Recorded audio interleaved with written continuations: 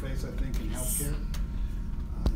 We'll talk about the Texas feudal care law, and we'll talk about the, I think, a big issue that's going to be coming up in the next 5 to 10 years called medical conscience. But first, since we are small, I'd like to get to know some of you. Tell me your name and what you're hoping to do with your medical training.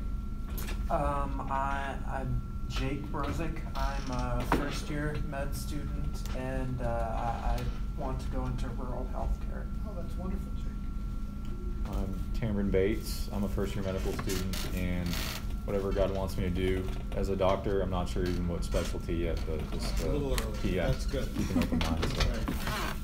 I'm Shelby. I'm also a first-year medical student, and I'm thinking in oncology. Oncology, wow. Mm-hmm. I'm Kayla Westman. I'm a first-year medical student, and I'm thinking pediatrics or family medicine. Wow, okay. I'm Sydney. I'm a first-year occupational therapy student, and I would really like to do some global health, possibly some pediatrics, or go into the educational side of OT. What is occupational therapy? So it's like in rehab, they do a lot of rehab. There's the physical therapists and the speech therapists and the occupational therapists. So you help people so they can relearn how to do daily activities? Yes. I'm Paul. I'm a second-year medical student. I'm also open-minded, but I kind of tell people I'm thinking like internal medicine or family medicine. A lot of people, we need more of those. There's a shortage. I know you. Ma'am?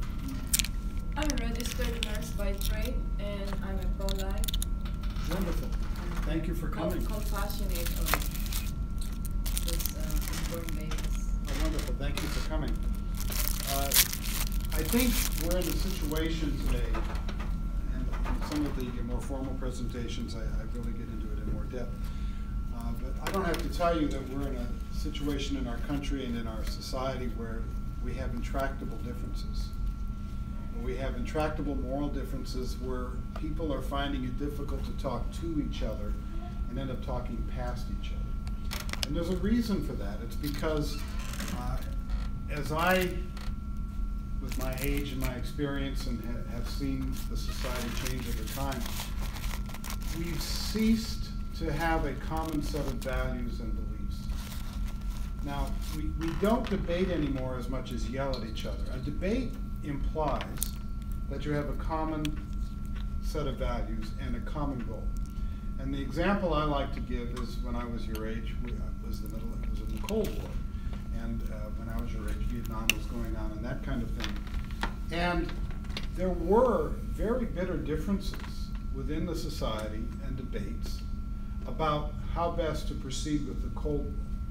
But there was not a debate or differences, there were not differences about who we thought should prevail in the Cold War. I mean, unless one was a radical communist, of which of course there were a few, but there were very few. Nobody wanted the Soviet Union within the Cold War. Some people wanted to say, well, okay, let's have disarmament, then they'll know we're not a threat to them. Other people were taking a more aggressive idea. But there was, and you could debate the means because you had a common end.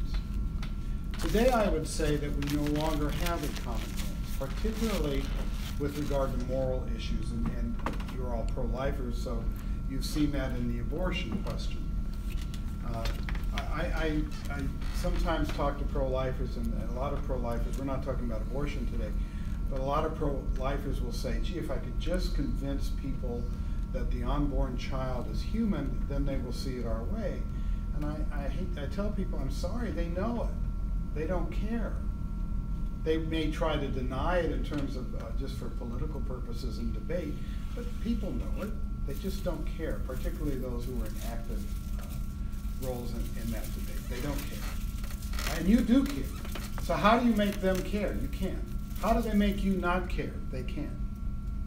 So all we can do in that kind of circumstances, which I'm finding I'm doing now in assisted suicide and other issues, is I try to hold up a mirror and say, this is what it looks like. And my goal in life now, after doing anti-euthanasia work since 1993, before you were born, right?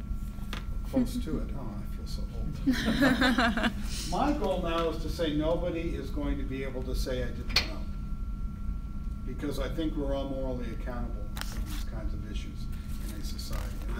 anybody to be able to say, I didn't know, why didn't anyone tell me? The tipping point for me in this debate, in these issues, was the Terry Schiavo case.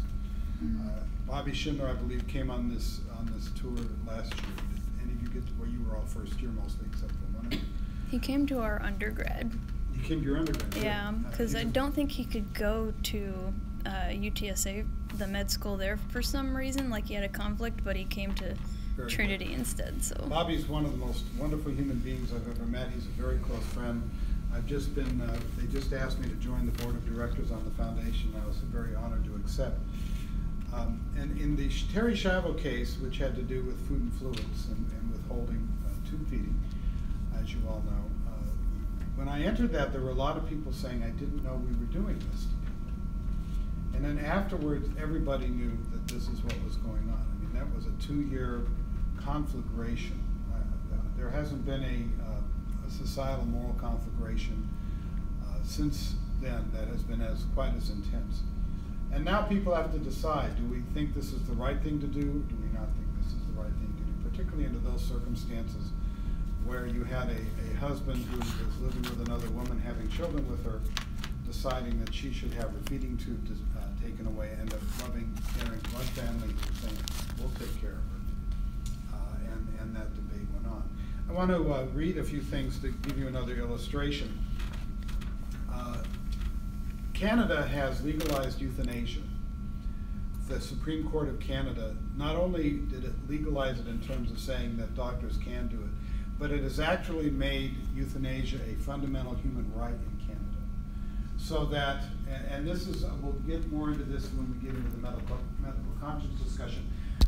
But what is happening is Canada is that if it is a fundamental right for anyone who is legally qualified to be given a lethal injection, that they have a fundamental human right to receive it, then the government is going to have to make sure that there are people there to make sure that those lethal actions are available.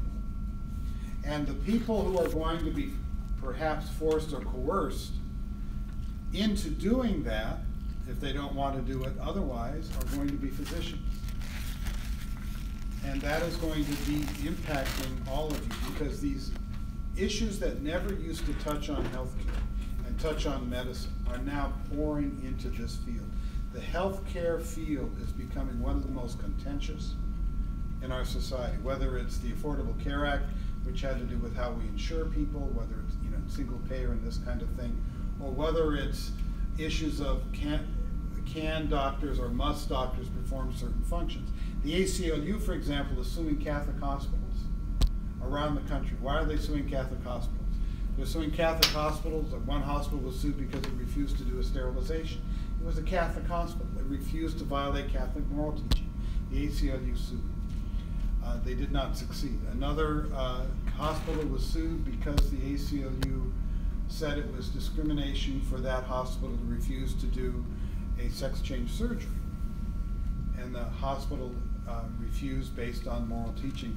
Also, I would say based on a doctor perhaps saying, wait a second, I don't want to remove a healthy organ.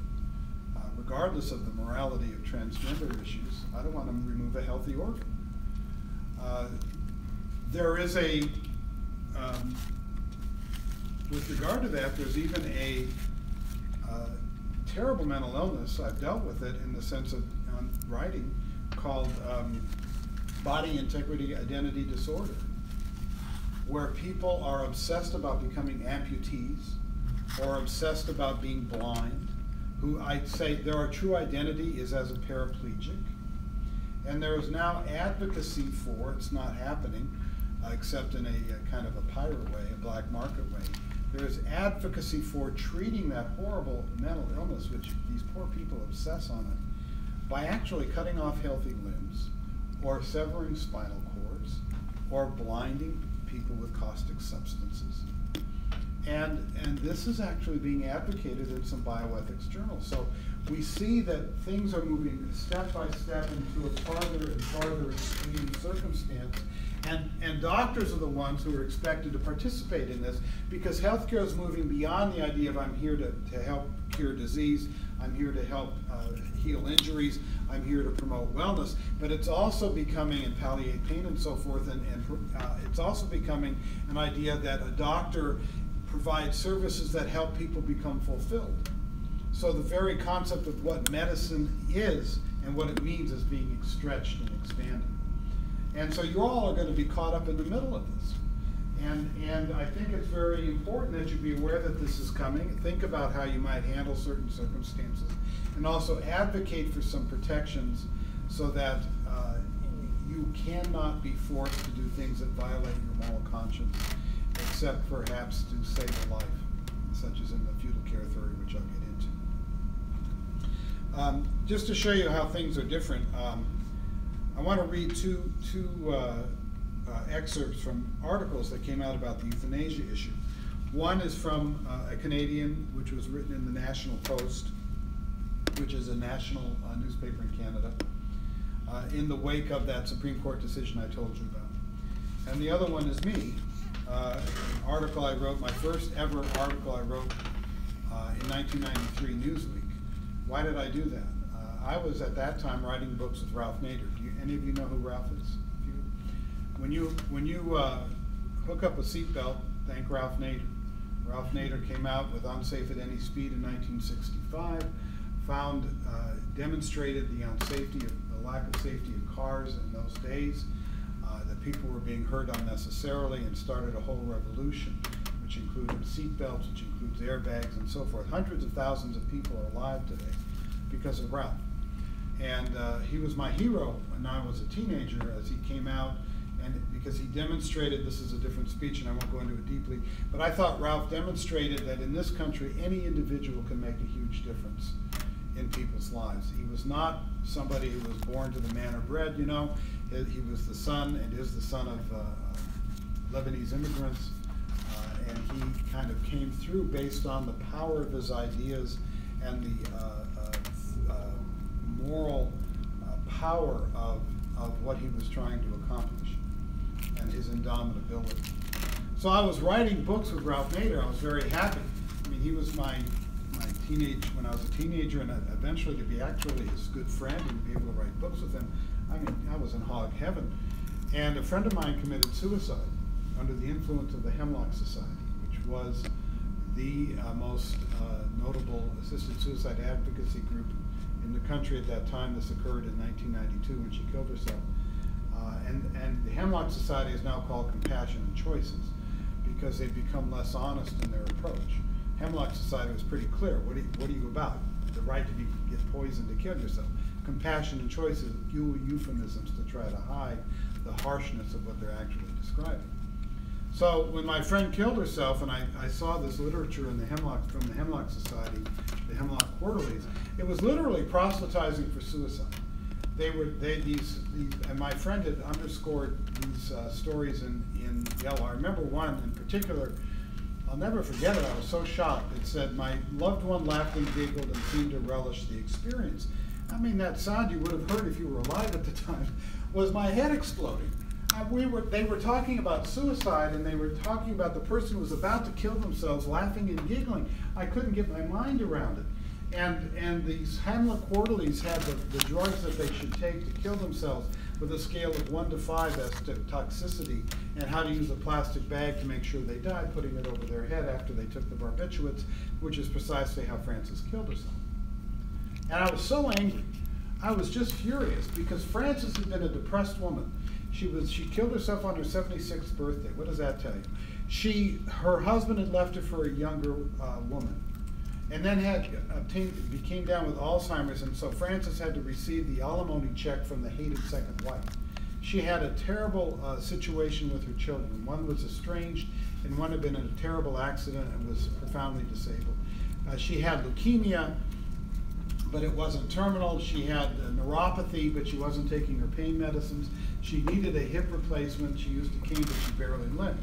So those physical infirmities were her excuse, because Frances really wanted to check out. She'd been suicidal once before. We held an intervention. We talked her out of it. The hated second wife had cut off the alimony. The suicide was off. Frances went to court to get her alimony, which I helped her do. She won that case, and for 6 months, Frances was better, and then that old darkness pulled her down again. So by the time she did this, I had moved out from Los Angeles to San Francisco, and her friend called me, her best friend, and said, Frances is talking about it again. I called Frances, and I said, Frances, please, please see a psychiatrist, see a psychologist. And her word to me, a quote to me, I'll never forget it, was, I don't want to do that because he might make me not want to kill myself. Frances had become a friend of my mother, so my mother called, and Frances told my mother, a divine intervention has happened, I'm not going to do it. Frances was lying, she did do it. She paid a cousin $5,000 to go with her to a hotel and then killed herself as instructed by the Hemlock Society. When I saw this material, I was so furious because Frances's friends had been trying to keep her in life, and I thought of these people as whisperers in her ear, kind of like saying jump, jump, jump, right? So I wrote this article called The Whispers of Strangers in Newsweek magazine. So that's how I ended up in this mess. Because what happened afterwards was I received so much hate mail, I was stunned. I thought my article was not controversial. I was warning against this movement that would prey on people like Frances and could lead to other problems. And then I got 150 letters, most of which were hate mail. And that's at a time when you had to take something called a piece of paper and something called a pen, and you wrote on the paper, and then you took the paper and you folded it and you put it in something called an envelope. And if you were really motivated to express your hate, you actually had to pay good money, because you took something called a stamp, and you had to pay for the stamp, and you put it on the envelope, and then you mailed it off. It wasn't just hitting a link. And I thought, what happened to my culture, and where was I when it happened? So that's how I ended up here today. So that I ended up with a complete change in my life and what I expected. I never expected to be doing this. I thought it was a one-off. It wasn't, and I was so upset at what was happening. I moved away from working with Ralph, with his blessing, by the way, and started working these issues. So that just gives you an indication of how I ended up doing this. So the person in Canada wrote this about euthanasia. And I find this utterly cold and icy. Sooner or later, death will become a civil servant. He will operate in the open during business hours with a budget and a boss. His work will be humanized and bureaucratized. Death will be licensed, regulated, and empowered by law to solve a public policy problem, the unacceptability to certain people of certain types of dying. This marks a major shift in the meaning of death, from ineffable human destiny to legislated human right. I wrote about euthanasia. It is a cause I now deeply despise. Not only did it take Frances, but it rejects all that I hold sacred and true. That the preservation of human life is our highest moral ideal. That a principal purpose of government is the protector of life. And that those who fight to stay alive in the face of terminal disease are powerful uplifters of the human experience. Those are incompatible views. There is no way to reach a synthesis between death as a human right and my statement of fighting the terminal illness until natural death. You are a powerful uplifter of the human experience. There's just no way to combine those two views. It's not like the Cold War. It's not like deciding, do we want a 40% tax rate or a 38% tax rate? It's a fundamental moral view. And for one side to compromise would be to give up the moral high ground or the moral beliefs that you hold. And so that's the situation in which we find ourselves. And I think a lot of people, particularly in the pro-life movement, as I mentioned, you know, I tell them, well, you know, they know that an unborn child, a fetus, is human life, they don't care. And people, a lot of times, they can't get their mind around it because they were raised in a different era, and as I was.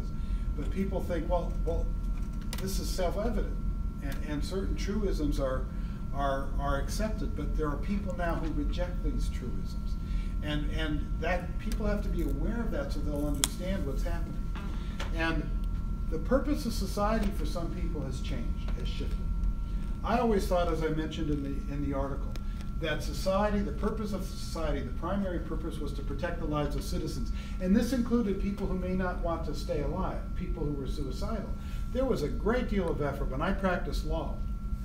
I took training in suicide prevention because there was so much effort in suicide prevention.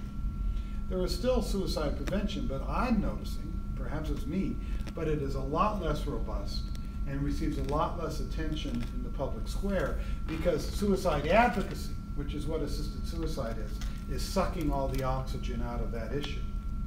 And so you have the media pushing the propriety of suicide for people like Brittany Maynard or something of that sort. It becomes very hard to kind of pivot and say, but not you. I mean, nobody wants a teenager who's troubled to have suicide, but it becomes a very difficult circumstance. So why is that?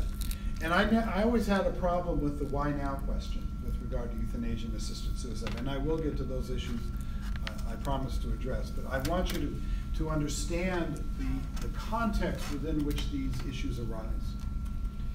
And because 100 years ago, if somebody had bone cancer, they died in agony.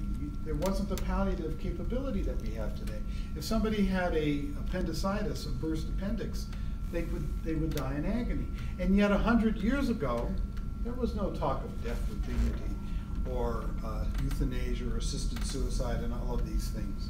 Yet today, when actually you all, as you are learning now, are going to actually be able to provide a great deal of amelioration. Of course, nothing can be totally taken care of, but a great deal of amelioration, the kind of miracles that people 100 years ago would have begged to receive. We're talking about death with dignity and aid in dying and euthanasia as a right and suicide as a right. It was always very odd to me, very strange to me. I couldn't get my mind around it. And then I read a book called Imagining the Future, and it's written by a fellow named Yuval Levin, Levin. It's about the stem cell issue. We won't get into that. But he has a little introduction to the issues of stem cells that explained it all to me. Because for many people, the purpose of society has shifted. And here's what he wrote. He's talking about Descartes, and he says, Descartes was awfully bold in describing health as without doubt the primary good and the foundation of all other goods of this life. And he wrote, surely the claim that health is the primary good has consequences well beyond the agenda of the scientists. Any society's understanding of the foundational good, kind of like first things, necessarily gives shape to its politics, its social institutions, and its sense of moral purpose and direction. How you live has a lot to do with what you strive for. And health is an unusual candidate for the primary good. It is surely an essential good. Without health, not much else can be enjoyed, but Descartes' formulation and the worldview of modern science sees health not only as a foundation, but as a principal goal, not only as a beginning, but also an end.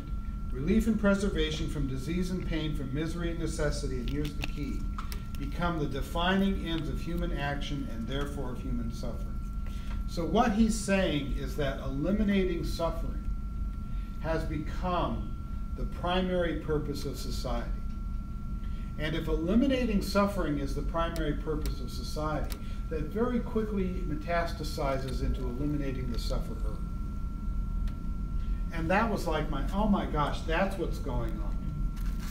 So that people who are saying this is a right, as in that National Post piece, they say that in all good faith and earnestness and zeal, because they believe the ultimate purpose is to prevent suffering and eliminate suffering, and that can include killing as an acceptable answer to human suffering. And that is the milieu in which some of these other issues arise that you'll be dealing with. Just to give you an example out of my life, my mother died in my home in 2016 of Alzheimer's disease. She spent about 5 or 6 months in my home. My wife and I cared for her. We had her in hospice. Did my mother suffer? Yeah, my mother suffered. Did I suffer? You bet I suffered. So suffering, we see advocacy in some of the bioethics journals and advocacy, not only for my mother to be able to have assisted suicide, even with Alzheimer's now, there's advocacy that when my mother was mentally competent, if she'd written in an advance directive that she wanted to be killed, that should be done.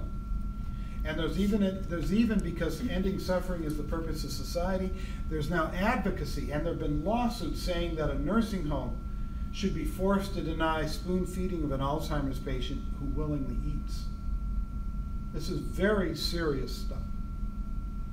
But that's because the purpose of society has shifted for the people who support that. And this is a contest. It hasn't, the contest is on.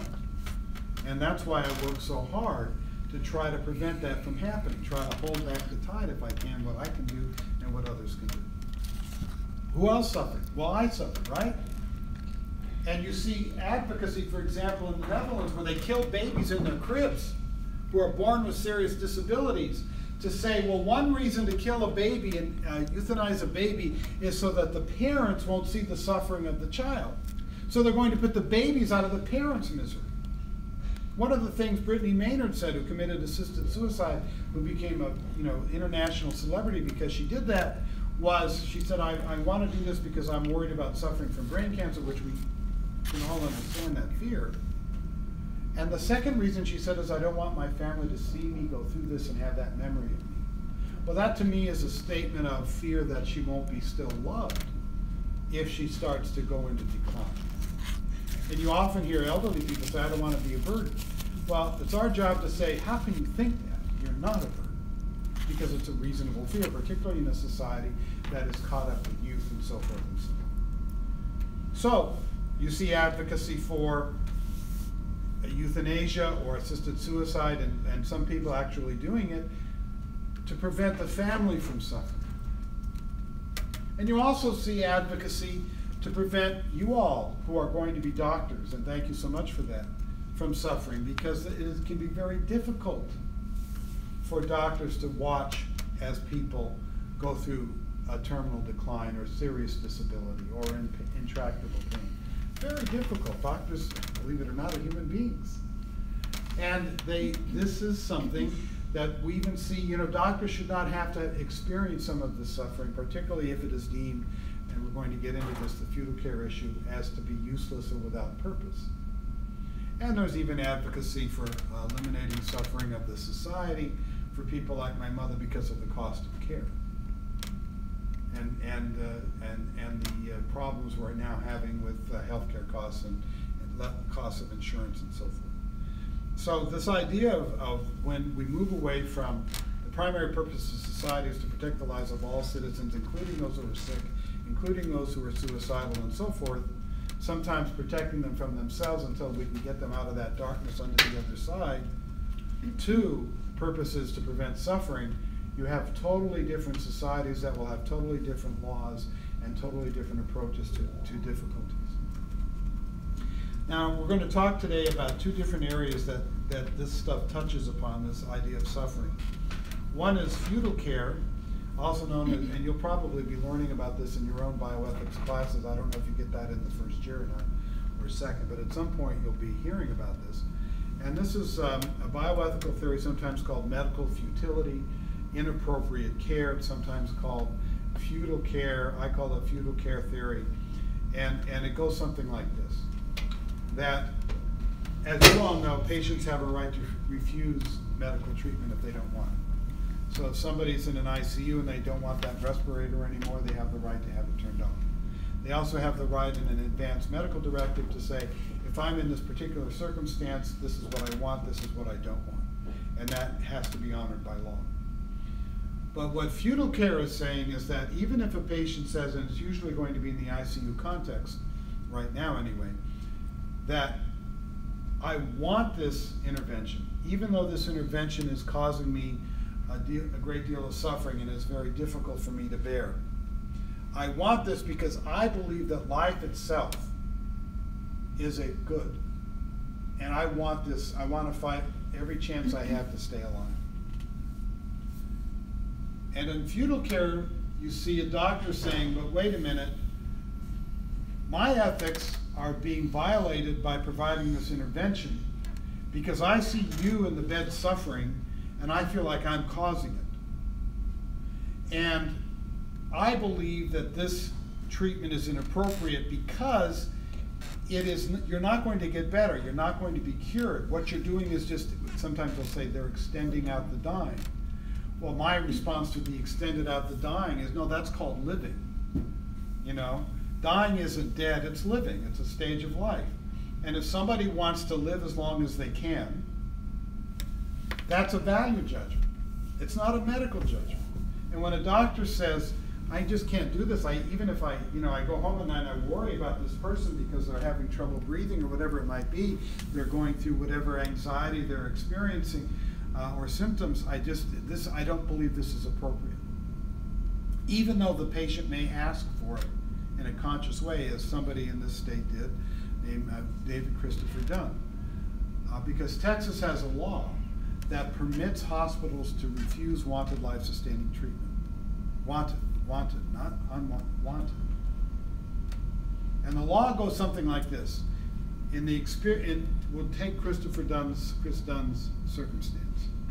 Chris Dunn was in the ICU. He had a tremendous organ failure.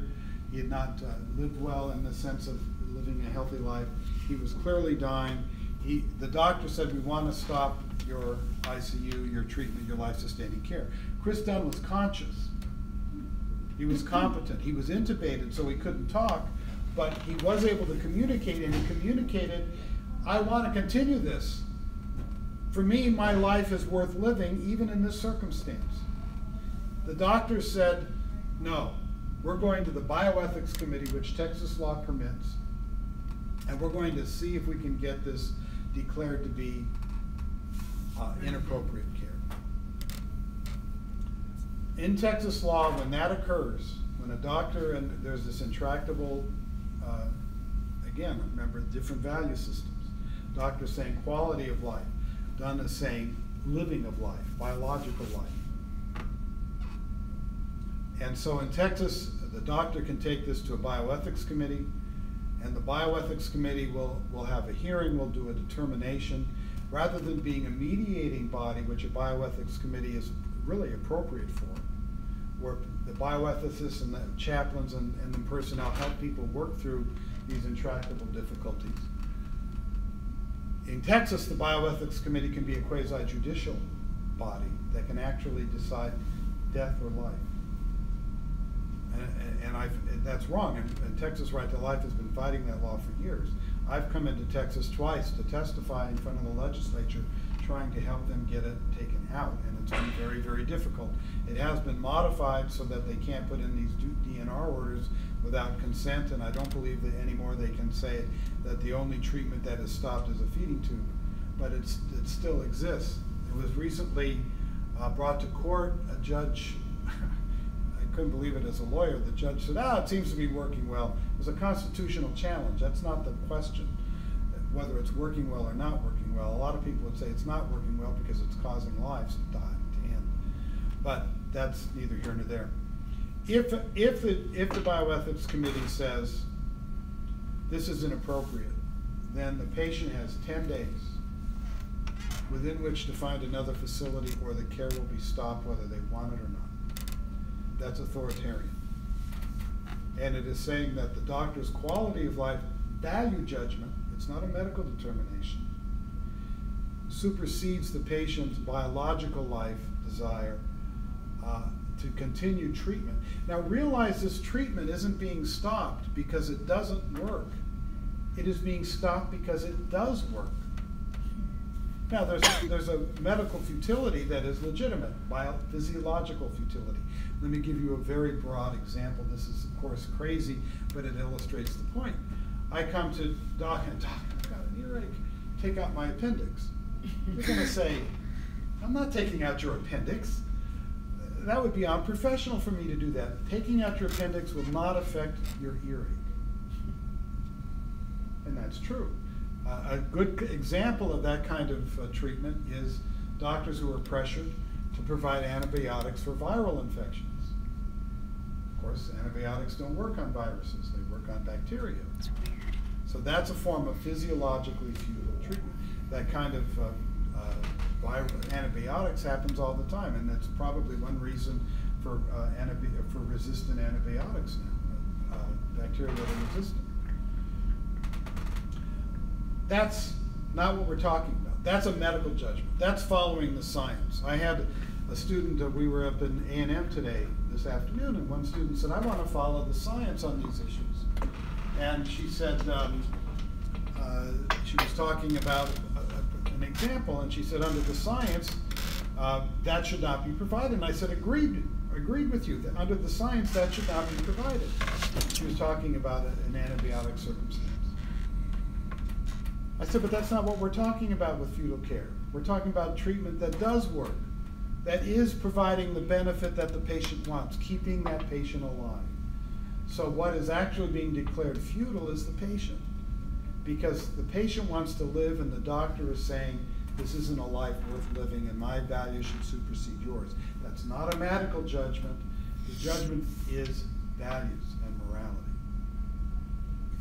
Now, I have a great deal of sympathy for doctors who are saying, this is just more than I can deal with. By the way, money gets into this too, although it's never the surface thing. You've got somebody taking up an ICU bed. And so the institution is thinking, well, this is expensive. But if you're going to do that kind of thing, you should do it up above, not sub rosa. And if we're going to have healthcare rationing, it should be debated. It shouldn't be done on an ad hoc basis. And that's a whole different issue. I call it healthcare rationing medical discrimination, because it's usually going to be hitting the people who need the healthcare the most, the elderly, people with disabilities, and so forth. So that's the situation with medical futility, and you all, and that exists as a real conundrum. Now, I was once, as a lawyer for a woman whose husband was trying to be pushed off of a feeding tube because he had Alzheimer's disease. This was in California. I took the case pro bono, and it was an interesting circumstance because the husband, while he was competent, had signed 2 documents that were somewhat in conflict. One was a living will, and the living will gave the doctor the right to decide when to stop treatment if the patient became certified unconscious. Then the doctor had the right to decide. But he'd also signed a durable power of attorney for health care. This occurred in California. And the durable power of attorney for health care named his wife, my client, to be the decision maker for all of his procedures, yes or no. The doctor wanted to pull the feeding tube, but for him to have the right to pull the feeding tube, he'd have to be able to show without question that the patient was unconscious. The wife was a nurse, and the wife knew what the game that was afoot, because the doctor was saying, well, let me do these tests.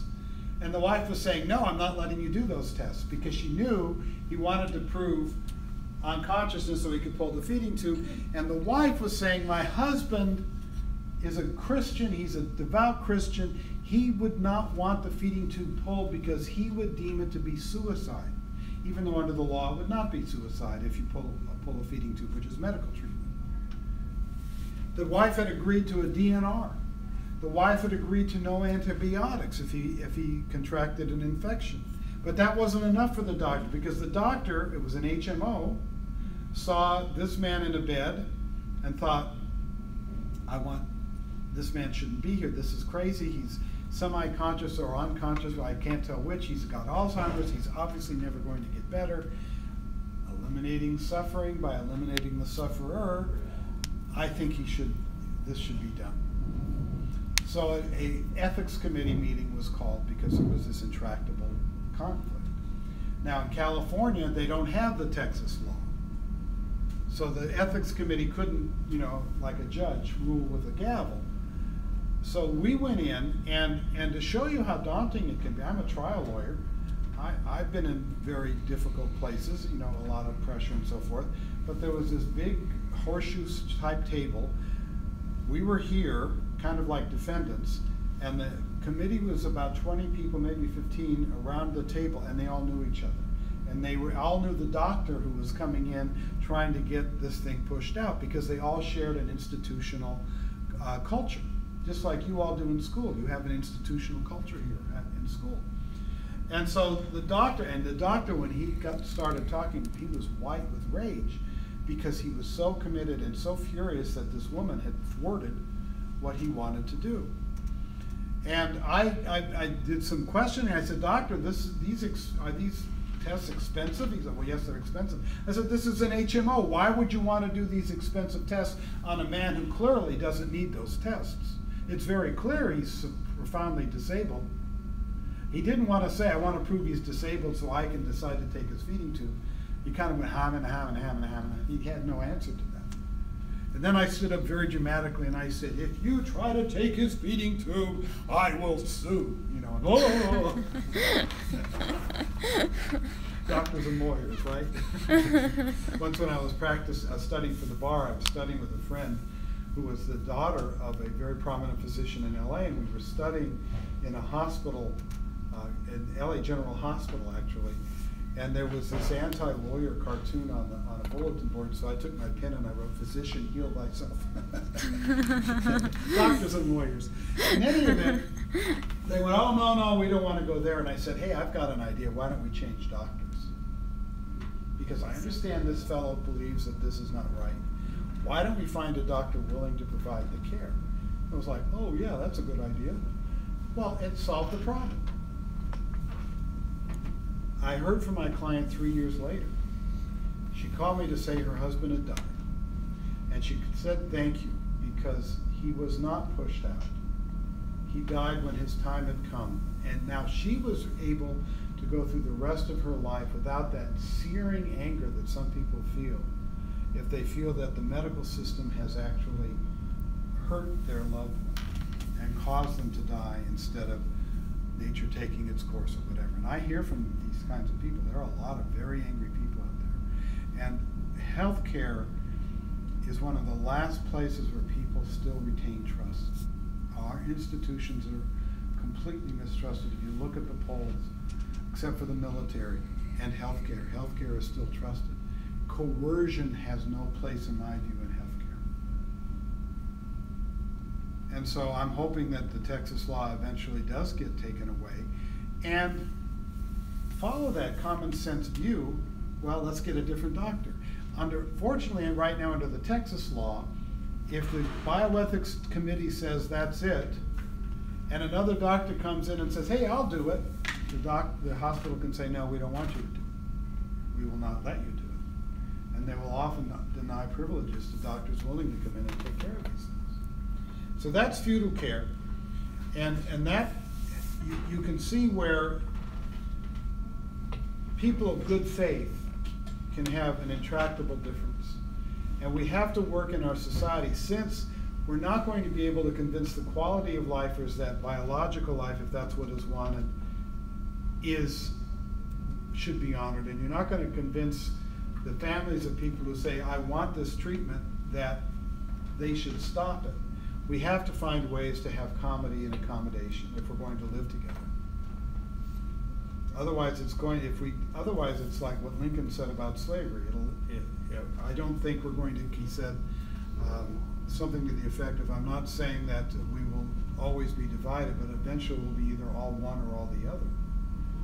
And we don't want to be there, because we certainly don't want to be all the other, where we can eliminate suffering by eliminating the sufferer.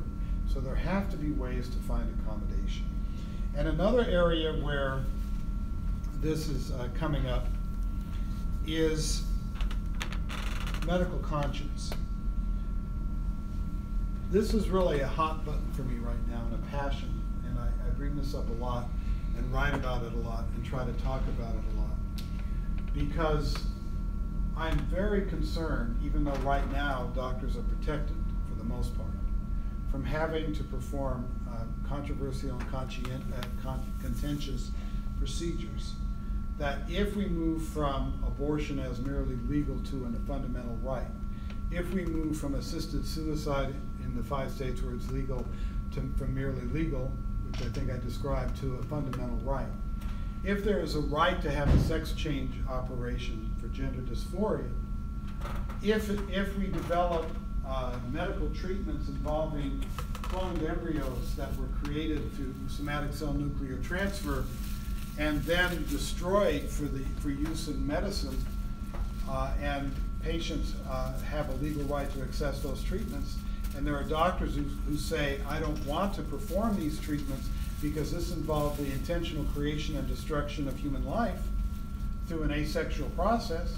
if we end up having a circumstance where people like Terry Schiavo can be harvested for her organs without being declared dead, which is being advocated in bioethics journal after bioethics journal after bioethics journal, we have to have it so doctors can say if those things are legal, which may have come to pass, that doctors can say, I don't have to participate because I have a religious belief, or I have a Hippocratic oath belief. I'm an atheist, but I believe in the Hippocratic oath, and this is how I look at the Hippocratic oath.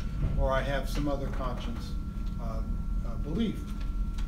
And there is, right now in the United States, there is a lot of protection for doctors. There's the Church Amendment, which prohibits health institutions that receive federal funding from punishing medical professionals who refuse to participate in abortions or sterilization. Like I said, those things are beginning to be attacked in courts by the ACLU. And what the ACLU is trying to do is obtain a ruling that says that, Church Amendment notwithstanding, women have a fundamental right to an abortion or sterilization. A man too could be on sterilization. And so this law is unconstitutional because you are denying women's equality because of these laws. The laws against that legalize assisted suicide in 5 states, California, Oregon, Washington, Colorado, and Vermont, have conscience protections for doctors who do not want to participate. They're not required to participate, nor can doctors who do participate be punished. Those are not there because that is the fundamental belief of the assisted suicide advocates who helped push those laws into being. Those laws, those protections are there because it was an expedient necessary to obtain those laws to come into being, and are not intended to remain there permanently. There are already grumblings and arguing that it's too difficult for people who want assisted suicide to find doctors willing to do it. And so there has been some grumbling about that, and some beginning advocacy for doing away with conscience clauses. With medical conscience, that to force doctors to participate in these things. There was, just to give you a couple of examples, and I've got a whole file full of these articles. And on National Review, every time an article comes out that I learn about, I write about it, because I'm trying to take what's being discussed in the journals and bring them down to the popular level so people can understand what's happening. This is from Practical Ethics, which comes out of Oxford, and this is a consensus statement of conscientious objection in healthcare. And they basically say that healthcare practitioners' primary obligations are toward their patients, meaning it's a patient's rights approach, a fundamental right to receive these procedures or interventions if they're legal, not towards their own personal conscience. When the patient's well-being or best interest, which is a very loose term, or health is at stake, healthcare practitioners' professional obligations take priority over personal, moral, religious views. In the event of a conflict between practitioner's conscience and a patient's desire for a legal, professionally sanctioned medical service, healthcare practitioners should ensure that patients receive timely medical care. When they have a conscience objection, they ought to refer their patients to another practitioner willing to perform the treatment. All right, this is the question of either you do it or you find a doctor willing to do it. In other words, every doctor would be complicit in these acts through the act of referral. There is already a law in Australia, Victoria, Australia, which is the west coast or the east coast of Australia, where Sydney is. And that law says that if a woman approaches any doctor saying, I want an abortion, that doctor must either perform that abortion or find an abortionist for the woman, a doctor who will do it. And if the doctor doesn't do it, there will be professional discipline. I know of one case so far of a doctor who refused to refer for a sex selection abortion and was professionally disciplined. He did not lose his license, but he was professionally disciplined for refusing to find a doctor knowing that the patient wanted the abortion because the fetus was female. which is awful. In 2010, I was in Perth. I did a speaking tour of Australia on the euthanasia question, and some doctors came up to meet me and they said, you know, we're from Sydney. And I said, well, what are you doing here in Perth? Perth is on the west coast of Australia. And they said, well, you know about the Victoria law? I said, yes, I do. And they said, we are pro-life doctors. We did not want to run afoul of it, so we moved to Perth. That's like moving from New York to Los Angeles. It's not only you're leaving your friends and leaving, you know, everything you've known, it's a totally different culture. I mean, Sydney is very much like New York City. It's a dynamic city. It's a beautiful city. Perth is very laid back, kind of like Galveston, you know. Palm trees, sand, hey, life is slow, right? And I said, wow. I said, you did that? And they said, yes, we felt consciously required. I said, what if Perth passes the same kind of law? And they said, well, we'll go to Adelaide. I said, what if Adelaide does? Well, we'll move to a different country. I said, what if there's no place to go? They said, we'll have to leave medicine. I call it medical martyrdom. That a time is coming where doctors and other healthcare professionals may be forced to choose between doing an act that they find to be an egregious or cardinal sin or egregiously wrong and maintaining their statuses in the profession.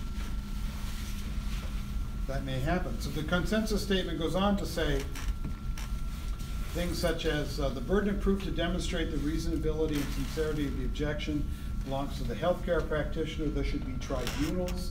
These bioethicists said that a doctor who doesn't want to do an abortion or assisted suicide or other legal procedure would have to go before the tribunals. And if the tribunal said, okay, you don't have to do it, then these authoritarians, because that's what they are, said that healthcare practitioners who are exempted from performing certain medical procedures on conscientious grounds should be required to compensate society and the health system for their failure to fulfill the professional obligations. So it's like you've committed a crime and you have to do community service is what they're advocating. This, I hasten to add, this is not yet happening, but this is what is being advocated. And they also say that there should be re-education on ethics, and also that, and this is germane to you, medical students should not be exempted from learning how to perform basic medical procedures they consider to be morally wrong. In other words, if they got their way, each and every one of you except the occupational therapist would have to learn how to perform an abortion and have to perform an abortion as part of your medical training, if they got their way. And that's why we have to have protections that protect physicians. And the ditto assisted suicide. In Canada now, they're going to have medical education on how to kill a patient. Can you imagine? To me, that's veterinary standards. It's right and appropriate in a veterinary situation. It's not right and appropriate in a medical situation. And doctors who agree with Wesley should not be forced to participate. If you force somebody to take a human life, and that person is not in the military obeying a legal order, that's tyranny. But that's what is being potentially facing you all in the future. And you need to be aware of it, and you need to go into your medical practice and your education with your eyes open as to what can happen and not be caught blindsided. So you can think about how you will react. So you can participate in, if it's necessary, political activity to make sure that laws are enacted to protect you, so that you can practice medicine according to your moral beliefs and your religious beliefs. How many of you know who Ezekiel Emanuel is? Ezekiel Emanuel is one of the most prominent bioethicists in the world. He was a prime architect of the Affordable Care Act. He was in the National Institutes of Health, a prime advisor for President Obama. And he wrote in the New England Journal of Medicine an article entitled "Physicians Not Conscripts, Conscientious Objection in Healthcare. And his position is that if a procedure is accepted by the medical establishment as non-controversial, then every doctor has an obligation to perform that procedure when a patient requests it, if it's legal, regardless of what their own personal beliefs are. And he says this: making the patient paramount. Again, it's a patient's rights kind of situation. And I believe this is deprofessionalizing medicine, because the idea here is that doctors are almost technocratic order fillers. So something is legal, a patient says, I want this. If it goes to a qualified doctor, then your job, if it's legal, regardless of whether you think it's right or wrong on a moral basis, you certainly would still have the right to make a medical determination. But whether it's right or wrong on a moral basis is of no consequence. You have to do what the patient requests. Your service providers, I don't like that term for doctors, service providers, because that turns it into a consumerist issue. I'm not a patient, I'm a consumer. You have to do what I want, like if you're a plumber. Plumbers have a right to refuse to put in a toilet if they don't want to. I mean, I'm not making an analogy there, but it bothers me. Making the patient paramount means offering and providing accepted medical intervention in accordance with patients' reasoned decisions. Thus, a healthcare professional cannot deny patients access to medications for mental health conditions, sexual dysfunction, or contraception on the basis of their conscience, since these drugs are professionally accepted as appropriate medical interventions. And that, to Emmanuel, includes abortion. Abortion is politically and culturally contested. It is not medically controversial. It is a standard obstetrical practice. Healthcare professionals who conscientiously object to professionally contested interventions may avoid participating in them directly. What he's saying is, for example, assisted suicide, which is an example he uses. Assisted suicide is still a professionally contested question. He says, unlike abortion, which he says is not. Conscientious objection still requires conveying accurate information and providing timely referrals to ensure patients receive care. So even on assisted suicide, he would say referrals. But for abortion, every doctor would have to participate and or refer, find a doctor willing to. That's Ezekiel Emanuel. In the New England Journal of Medicine, which means that's also the New England Journal of Medicine's position. And what if people are saying, wait a second, I'm, just as an example, I'm a Catholic, I can't do this. Quote, healthcare professionals who are unwilling to accept these limits have two choices. Select an area of medicine such as radiology that will not put them in situations that conflict with their personal morality, or if there is no such area, leave the profession. You might all want to read this article I wrote. It's called Pro-Lifers Get Out of Medicine. Because the aim, there is an aim, it's not yet the law. The aim is to say that people who hold the views you all hold, I'm assuming you're all part of this, pro-life. If you're not, forgive me. You either go with the program or you don't go into medicine. Because the aim is to drive people with those views out of healthcare. I believe that. And they're also saying we don't want medical students to hold these views, to go into medicine. That is not yet the policy, but I've been hearing some anecdotes of people who are pretty upfront about their beliefs not being accepted, even though they should have been accepted with their grades. I've been hearing this particularly with regard to nursing. Now, I don't know whether that's happening or not. Those are anecdotes. But that's why we need laws to protect people. Since we're not going to be in a situation for some time where we're all one or all the other, it seems to me that if euthanasia is legal, and if a doctor says I'm going to do euthanasia, well then the doctor is going to do euthanasia. But a doctor who says I'm not should have the right to say I'm not, and should not have to become complicit in the death of that patient. So those are the two areas that I'm here to discuss, and it all flows from, the conflict flows from the purpose of society now is the elimination of suffering. Because 50 years ago, the very things that these bioethicists are saying doctors must participate in were proscribed by the Hippocratic Oath, which of course is no longer taken in its original form, and were mostly illegal. And when you say to some of these fellows, well, you know, some doctors are in practicing today who, when they went into healthcare, when they went into medicine, when they graduated and received their MD, these were not even allowed. And they said, well, they have to learn how to adjust, don't they? Well, you know, good for you guys. I say we protect doctors who want to say no. And the reason this conscience issue is so important, in my opinion, this is Smith on this isn't anything but my opinion.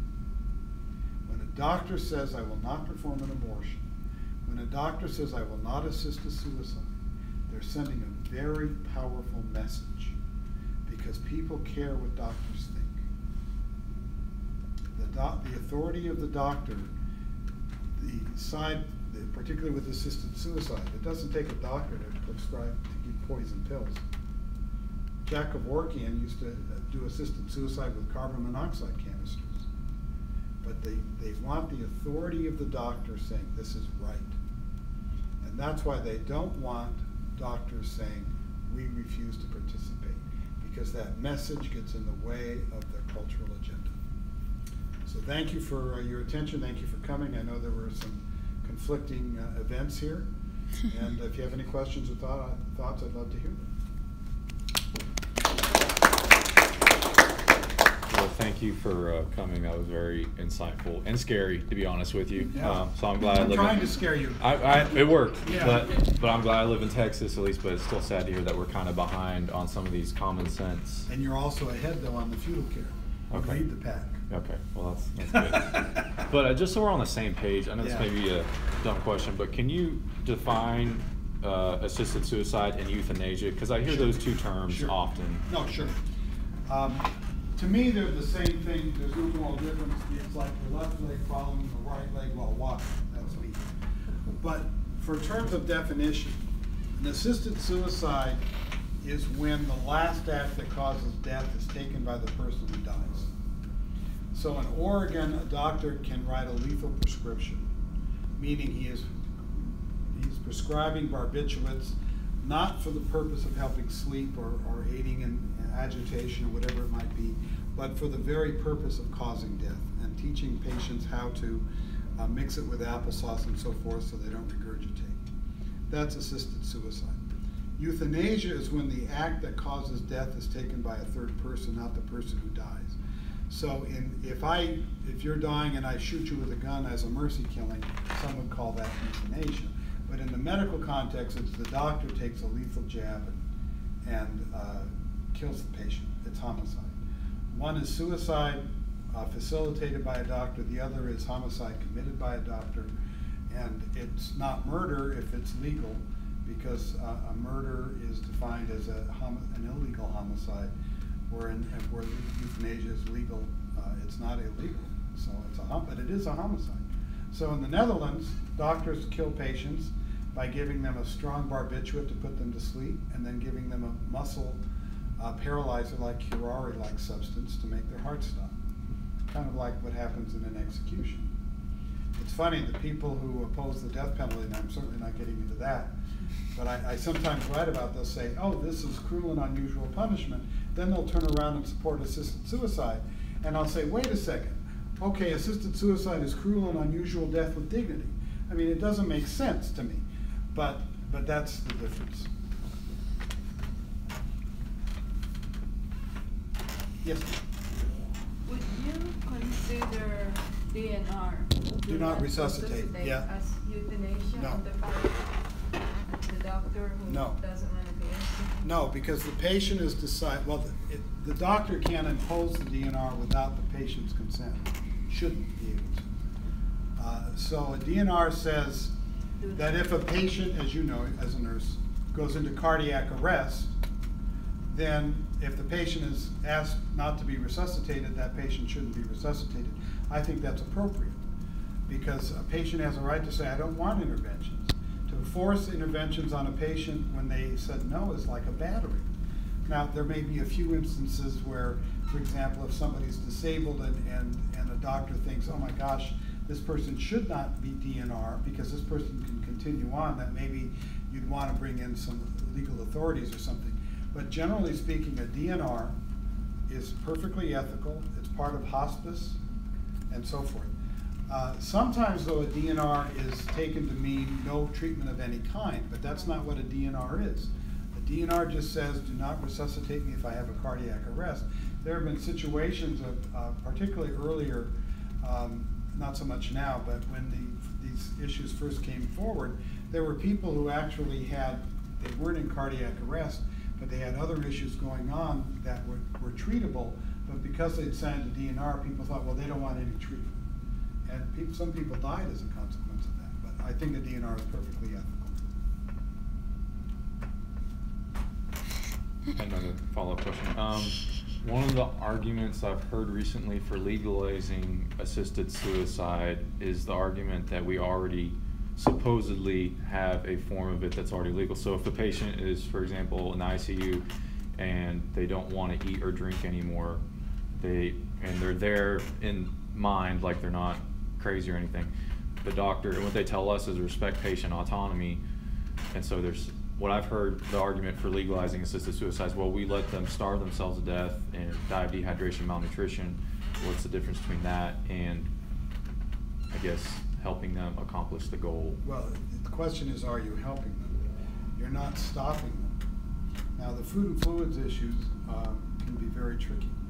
The euthanasia people are pushing something called voluntary stop eating and drinking, VSED, which is what you're talking about. Now, there are different times when different things occur. When somebody's dying, as you know, and their body's shutting down, it is a natural part of that process to stop eating and drinking. So it would certainly not be medically appropriate in those circumstances to force hydration or nutrition on a patient because that patient cannot assimilate it. That's one issue. That's not what we're talking about, so let's move that out. There's another time where people are very, very sick and they say, look, I just don't want to do this anymore, as your friend said, so I'm just going to stop eating and drinking. Can a doctor force feed that patient? Probably not.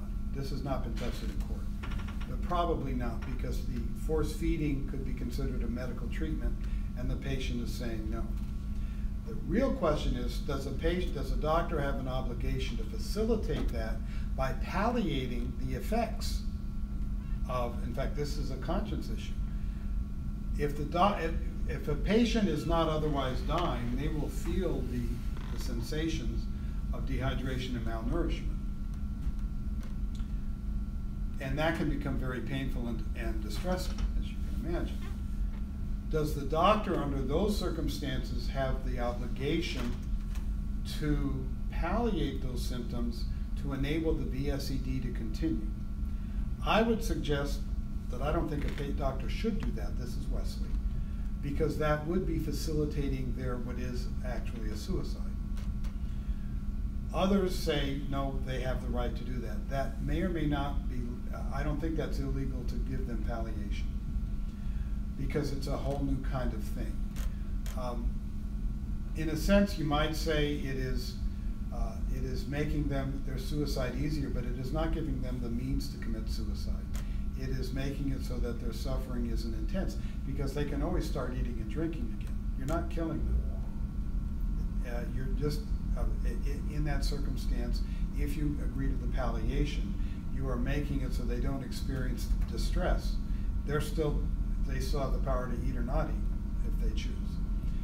So, but that's no grounds to say, well, then you should, if you're going to give somebody some palliation so that they don't feel the distress of dehydration, that also means that you should also be able to give them an overdose of barbiturates, or that in fact you should be able to give them a lethal injection. In fact, the point of the VSED movement, in my opinion, is to do the very thing you mentioned, to say, oh, well, they're going to die anyway. That's a more agonizing death. Why should we make them go through that? Let's make it easy for them. So I do believe that under the VSED circumstance, a doctor should be given a conscience exemption from having to palliate that, because that can be considered complicit in a suicide. Whether a doctor can be prevented from that, I wouldn't try to do that under law, because it's just not going to work anyway. And again, we're in this situation where we have to learn to somehow accommodate each other. But I know my grandmother, my father's mother, her body was shutting down and she stopped eating and drinking, the doctor told me. But I made sure that the nursing home she was in gave her the opportunity to eat and drink every day, because that was what you do for people. So does that answer your question? Yeah. Yeah. Thank you all.